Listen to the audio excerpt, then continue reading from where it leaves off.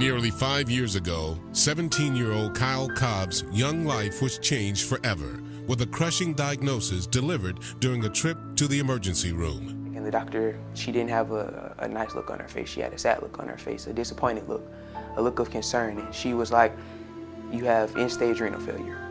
And I didn't know what that meant. And the first question as a 12-year-old was, "Am I gonna die?" It was just devastating, and I can't put into words how I felt. It was overwhelming, just to know that at 12 years old, what he had to face. But Kyle nor his mother had to face dialysis or his eventual kidney transplant procedure alone, thanks to a chance meeting with 100 Black Men of DeKalb member and retired NFL player Bobby Howard. I mean, I know how it feels to be there and to feel alone and to feel like no one understands you, no one knows what you're going through. And Mr. Howard was that kind of liaison that was there by my side to tell me it's going to be okay. Through Bobby's mentorship and that of the entire 100 Black Men of DeKalb County chapter, Kyle found not only a new hope for life, but also a new purpose, quickly transforming his fear of dying into a mission to help others live. Through Kyle's Kids Foundation, he works to do just that for other young patients, maximizing the support of his own mentors. Through the 100 Black Men, they give me, information, and I have conversations with them, and then I'm able to kind of channel what they tell me and kind of bring it to kids my age. Indeed, through its health and wellness programs, the 100 Black Men of America Incorporated raises awareness about critical health matters, ensures access to health care, and promotes healthy lifestyles.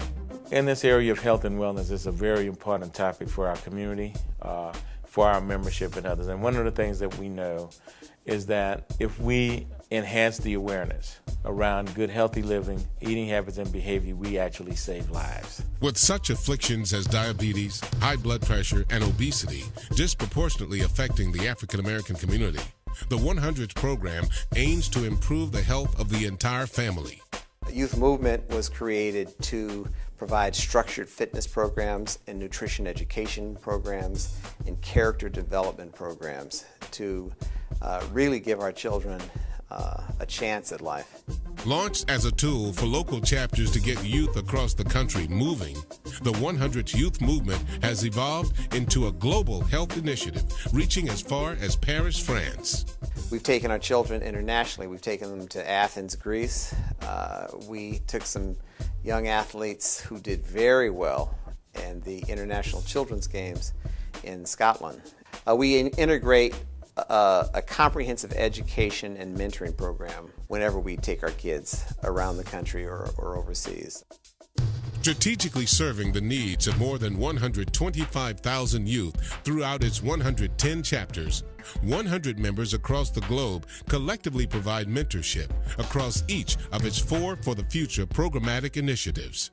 Our focus around the 100 is one mission, one cause, and one network. And these collaborative opportunities that we speak with actually is an effort where we're trying to broaden the network. And that network and the oneness and the unification that we find in that is around the delivery of services to the young people that we serve. The 100 as One focuses on the efforts of more than 10,000 members into one united vision, one voice, and one undeniable network of influence to improve the quality of life for the communities it serves.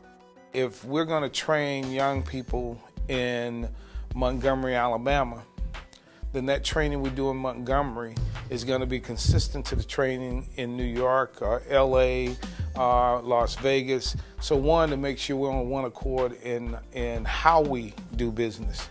Through the education banner of 4 for the Future, 100 members work in tandem to ensure access to quality education while motivating youth to new heights in academics with such efforts as the STEM and robotics program, Saturday Academies, and Real Men Read. We know today that states are determining the number of prison beds that they need based on the number of children who are able to read on grade level by the time they reach the 3rd grade. So programs like Real Men Read is one of the key components we're having in the academic program. From providing book bags and school supplies to opening the doors to new institutions of learning, The work of the 100 includes addressing inequities in education by arming students with the proper tools they need to succeed.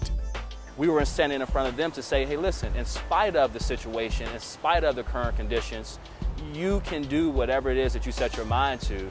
And they were completely receptive. As long as we engage them and we engage them in a way that's respectful and that they can relate to, we can see the elevation of them both mentally and from a developmental standpoint.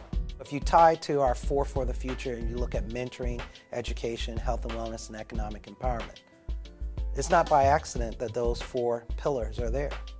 We mentor our young people to show them that they can achieve whatever they aspire to do in life. We want to expose them so that they can dream. The only reason I graduated is because of 100 Black Men. They got me on track when I was a junior.